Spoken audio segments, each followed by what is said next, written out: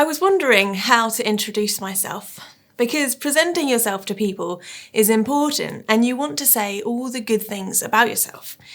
But what if we shared all the bad stuff? So, hi, I'm Essie.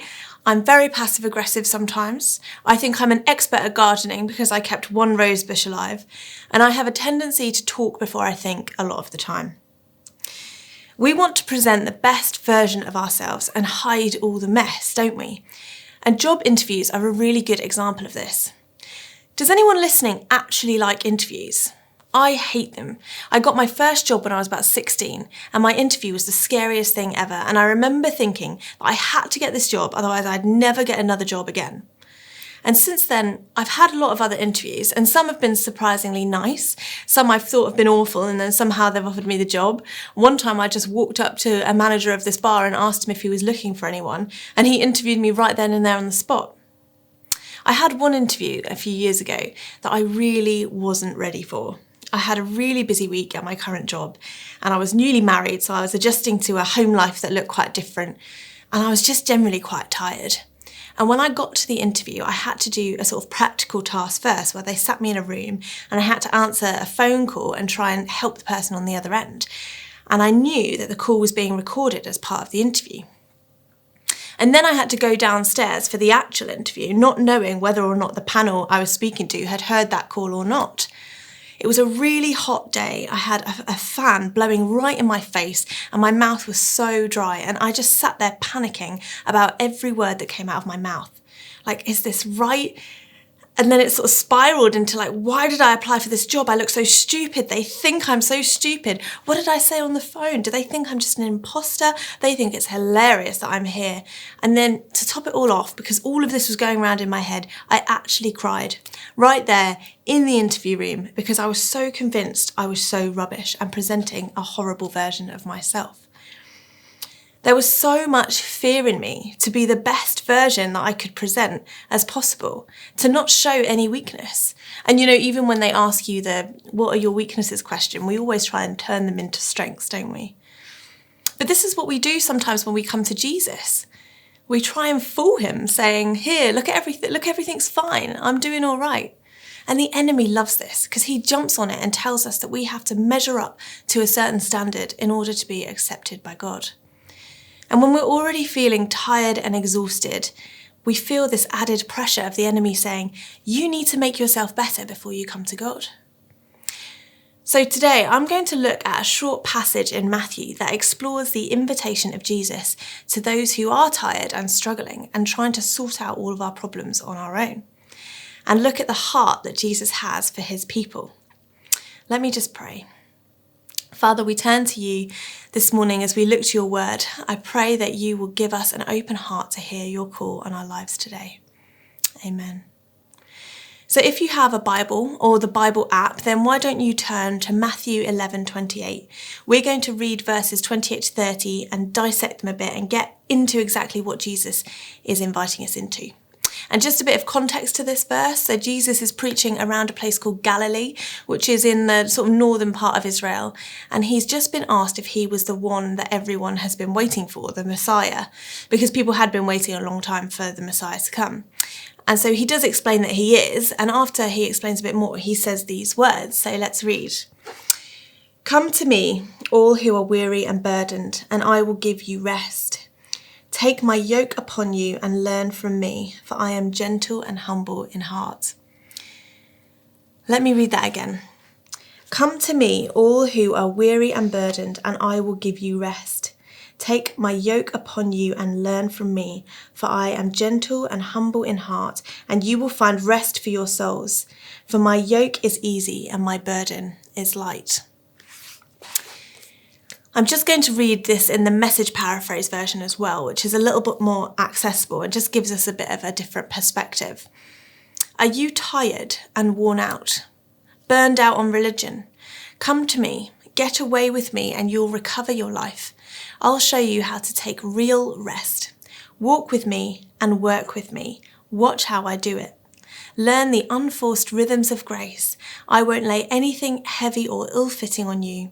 Keep company with me and you'll learn to live freely and lightly. So the first section, Come to me, all who are weary and burdened, and I will give you rest. In Israel, at the time Jesus is speaking, there were lots of different groups of people. There were Greeks who were scholars, and they were searching for truth and meaning in books and looking at the stars. There were Jews who were trying to live up to the law that God had outlined for them. And then there were the Pharisees, who were like religious Jewish leaders who enforced the law to people. And all of them were searching for God. And for those Jews who were just simple people of the land, Jesus knew they must have been tired and fed up of trying to live up to these rules and commands and trying to make themselves right with God. And he knew the Greeks were tired of searching and reading and trying to find meaning.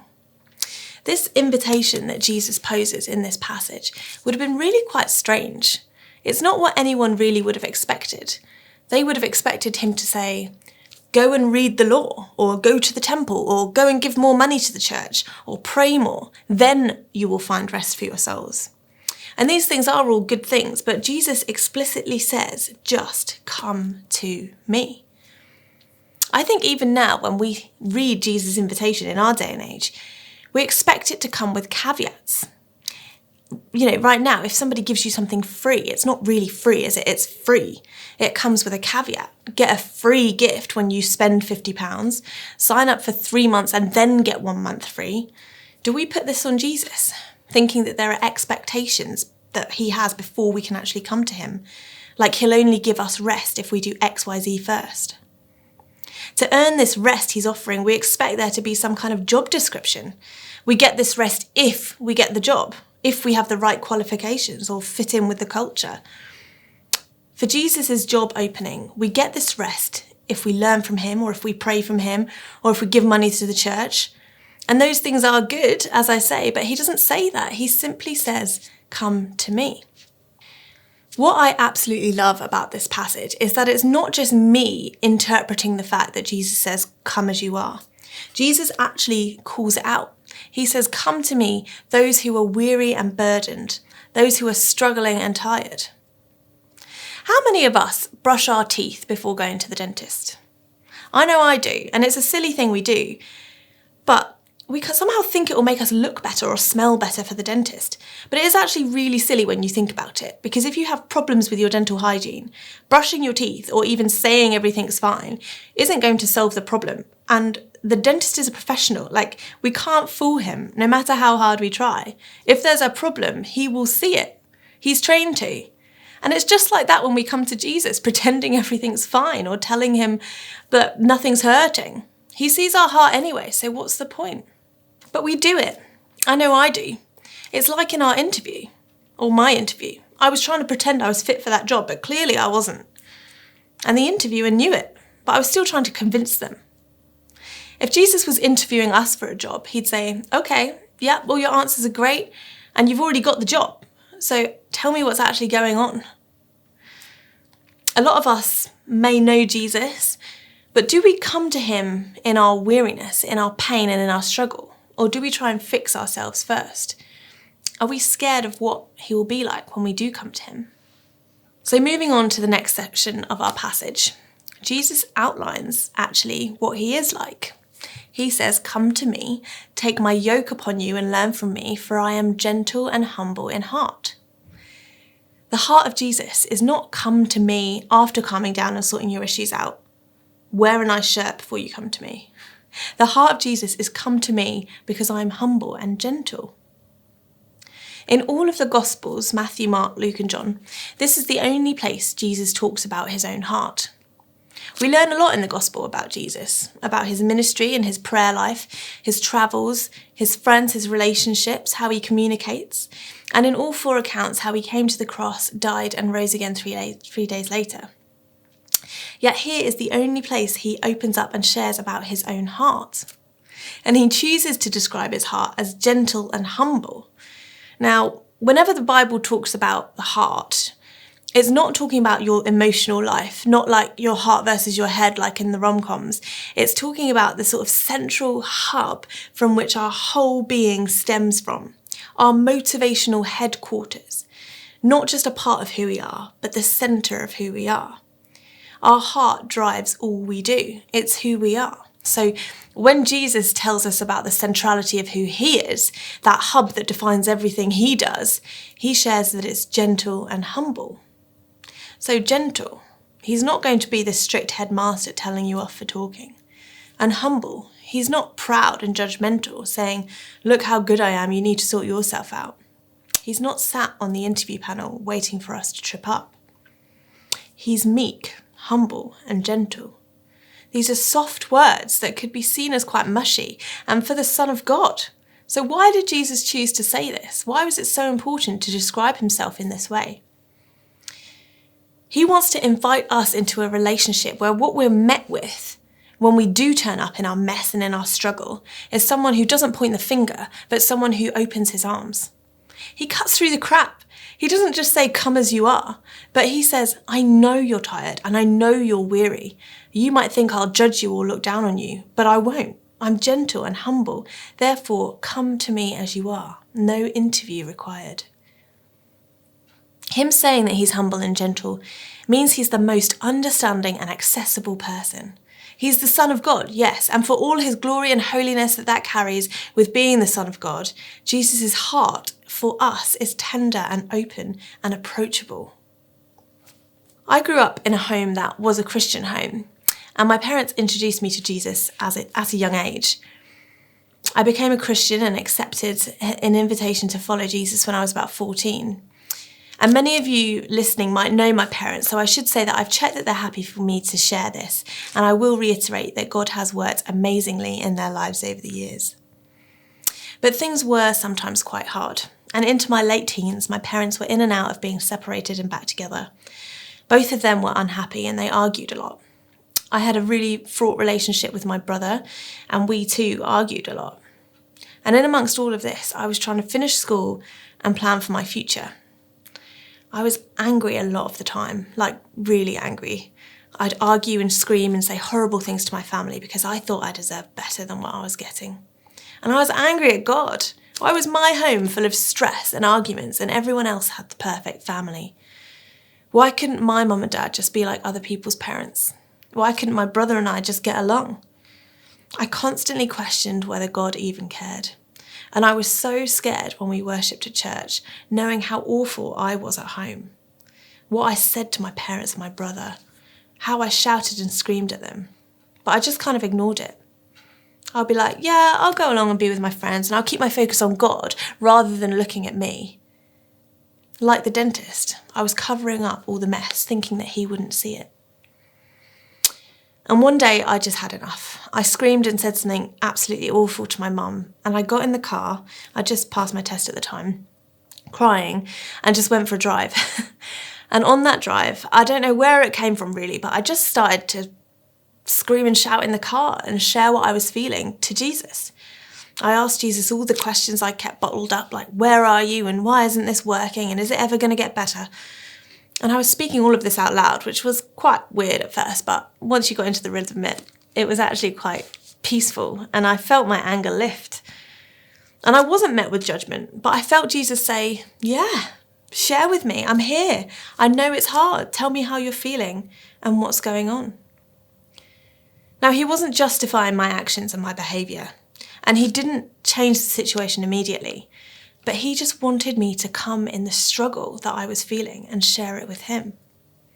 The minimum Jesus asks is that we open ourselves up to him. It's all he needs. And in a previous sermon, Tim spoke about this tension we face when we stand in between knowing God's promises for us and the battle and the struggle we're facing in reality. Tim shared that we have to sort of stand in the middle, pulling these two things together in tension. But the beauty of Jesus' heart is that he has stood there before. When he lived on earth, he experienced all of this tension more than ever. And through his death and resurrection, he's saying that we don't have to do this on our own. Jesus doesn't want to leave us in our struggles. And while he is understanding and sympathetic and open, he actually has so much more for us.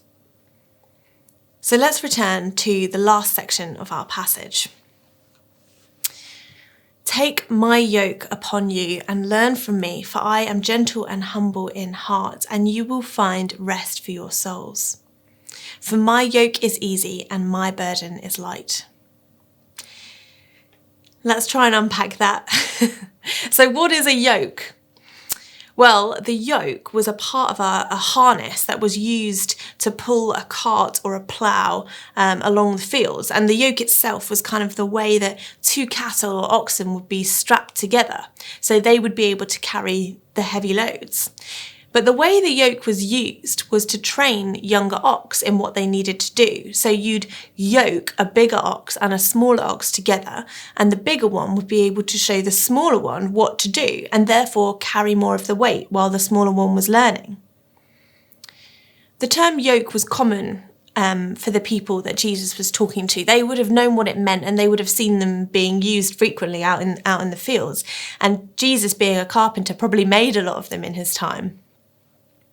And when he says, "Take my yoke upon you, for my yoke is easy and my burden is light," he wasn't just using this word because people would understand what it meant physically. He used it because it was a common turn of phrase to describe the weight of trying to live up to the law. Now, just to be clear, the law was a good thing that God sent us, but we're all humans and we weren't able to live up to the standard God gave us for life. But God's plan was to send Jesus so that we could have a way to have a relationship with him. So remember earlier when I mentioned about the Greeks and the Pharisees and the Jews all trying to sort of search for meaning and trying to search for a way to be with God? Well, Jesus chose to use this metaphor to describe himself, saying, "Put my yoke on. Come alongside me. Don't be weighed down by trying to live up to the standards that you can't reach on your own." Jesus used this word as a beautiful way to say, "You're tired and you're weary of trying to do this on your own. Let me share the load. Come to me, let me take this weight off you, and let me carry what you're carrying." And he says this to you today. Let me take the weight of what you're carrying. Stop trying to look after yourself. Stop trying to ease your pain or sort out your anger or calm your disappointment. Jesus came to lift those burdens, not add to them. But is it really that easy? I mean, these ox were still carrying a pretty heavy load. And Jesus did say to his disciples, actually in the chapter before this one, in Matthew chapter 10, that life for followers of Jesus wouldn't be easy. He said that they would be like sheep among wolves. And in other places in the Bible, he said they had to leave their possessions behind, their family sometimes, and sometimes even their own life. And I'm sure some of you listening who have accepted Jesus into your life still go through hard times, those battles we were talking about. Life is hard, and especially over the last few years, we've all experienced how hard it can be. But Jesus feels our pain, not in like I feel your pain kind of way, like he actually does. And so if today you know Jesus, then you are yoked to him. You're part of his body, and your sin and your struggles, your pain, evoke his deepest heart, his compassion and sympathy, not just because he's caring, because he became human and experienced all it is to be human.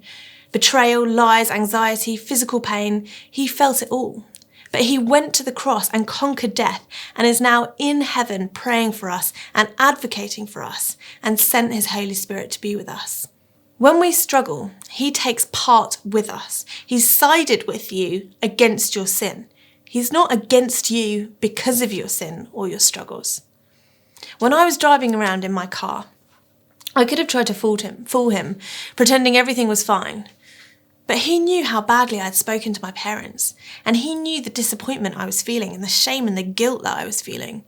And when I came to him and just admitted that I was weak and broken and wrong, I felt a sense of his calmness and peace, this rest he talks about, and I knew he was with me. And that made the weight of the anger and disappointment that I was feeling lighter. Now, as I said earlier, my home life didn't get better overnight. Things were still hard. But now I wasn't walking through it on my own. I had somebody to process with, someone to share with, and ultimately someone I knew that was for me. But what I'm trying to get across is that Jesus doesn't promise it's going to be easy, but he says that if you put on his yoke, if you let him lead you, his yoke is easy. It's not a weight like trying to be perfect. He's saying that this is a safe place that I can lead you and I can protect you while you learn. His yoke is gentle, but not in the sense that it's less demanding, because he does want us to learn, but in the sense that it's a yoke of love, not one of duty. You don't have to feel guilty for not doing all the work yourself, because you don't have to. Putting on his yoke and accepting his offer to come to him is an act of commitment, of partnership, of obedience. You still pull that weight, but it will be light, and there will be a deep peace and refreshment, knowing that it's not all on your shoulders to pull the weight that you carry. And this stems from who he is. This gentle and humble heart is offering you rest. He's given us all of him. And when he says he wants all of you, he means all of you, all of your mess. He doesn't just mean the things that you put on your CV, all the good things. Your CV for Jesus is your struggle. These passages give us a true picture of who qualifies to come into a relationship with Jesus, all who are weary and burdened. He doesn't want us to unburden ourselves before coming to him, because your burden, your pain, your grief, your anger, your sadness, your stress, your worries, those are the things that actually qualify you to come to him and find this rest. I said it before, the minimum that Jesus asks of us is to open ourselves up to him. It's all he needs. So for those of you listening, if you're tired or carrying around a weight of guilt or shame or disappointment or grief or anger or broken relationships, Jesus wants you to come to him with it. So this week, why don't you try it? When you pray, share with Jesus what's going on. Forget the job interview. Forget saying all the proper things and making yourself look good or perfect. Just share what's on your heart. Or you could try writing it down maybe, or sharing together with a friend in prayer, or like me, go for a drive or for a walk. He's waiting. His humble and gentle heart is waiting to embrace us. And for those of you who are watching but maybe haven't made a commitment to follow Jesus, his arms are open to you too. And all he asks is for you to come. No job description, no caveat, just come as you are. So if you feel comfortable, why don't you just pray this prayer with me? Jesus, I come to you in my mess and my struggle. I thank you for loving me and dying for me, and I'm sorry for the things I've done wrong. Come and be the leader of my life. Amen. Now, if you prayed that prayer, we'd love to chat to you more about what that means. And you can do that through clicking the Next Steps form on our website, which Victor will tell you more about.